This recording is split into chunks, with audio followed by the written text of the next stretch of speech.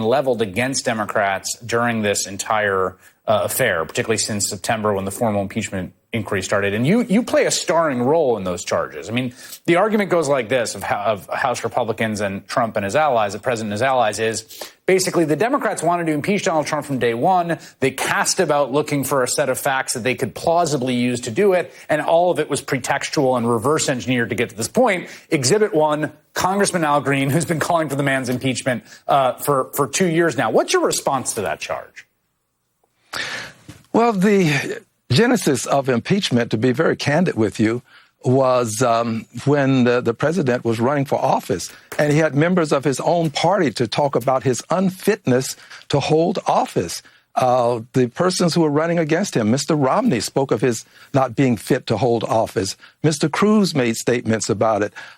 So the president didn't have the luxury of persons from his party having been on his side, as it were, throughout this entire ordeal.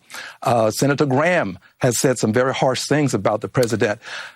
With those things in mind, and with the president's behavior before us, firing Mr. Comey, who was investigating the intrusion of Russia into his campaign, our election, that was something that was not to be tolerated. And the president has continued to try to thwart the efforts of Congress to investigate.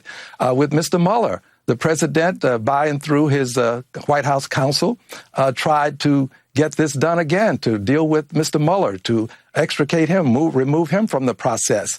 The White House counsel has not testified before the Senate yet. My hope is that he will be among those that will be called.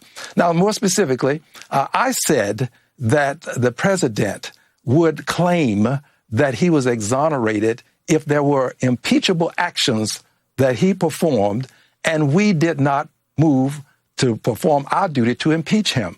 He has distorted the truth. He has twisted it and tried to crush it to earth. But Carlyle is right. Truth crushed to earth shall rise again. And no lie can live forever, according to William Cullen Bryant. Truth crushed to earth shall rise again. And Carlyle, no lie can live forever.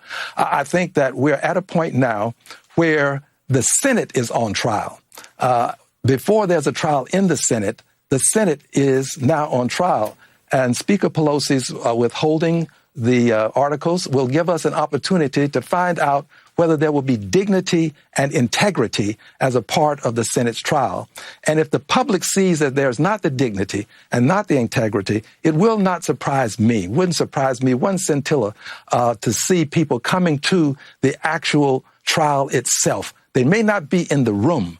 They may not be in the Senate, but it wouldn't surprise me if people came from across this country to be there at the time this trial is taking place so as to show their concern for a fair trial as opposed to a fake trial. All right, Congressman Al Green, thank you very much, sir. Thank you. Next, the